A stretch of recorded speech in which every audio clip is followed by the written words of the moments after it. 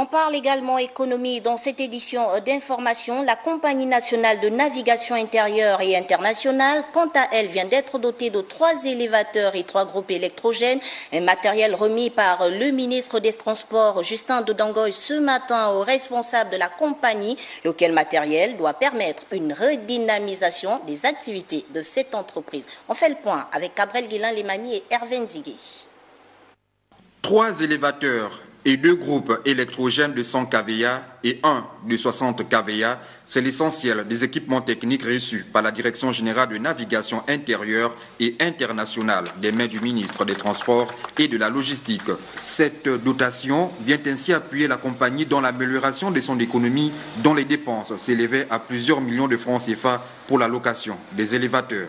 Nous venons d'avoir une nouvelle dotation. C'est un sentiment de joie parce que tout le matériel qu'on avait, le matériel de manutention, était déjà vétuste. Donc on n'avait plus la possibilité de débarquer, de décharger et charger les navires en temps normal. C'est une grande satisfaction d'avoir notre matériel, notre équipement, et qui déjà est encore en état neuf. Je pense qu'avec ces moyens-là, ça va nous permettre d'accroître notre chiffre d'affaires.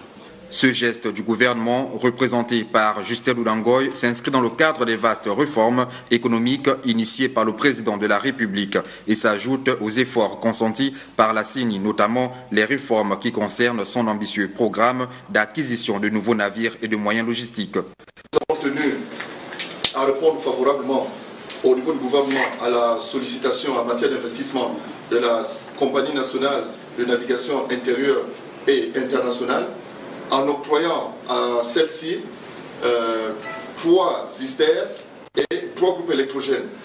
L'objectif de notre intervention, c'est suffit dans les efforts que déploie déjà cette compagnie qui, pour le dire, il faut toujours le souligner, la CENI n'a pas d'accompagnement venant de l'État. D'autres actions similaires sont à venir au niveau du secteur aéroportuaire, par exemple.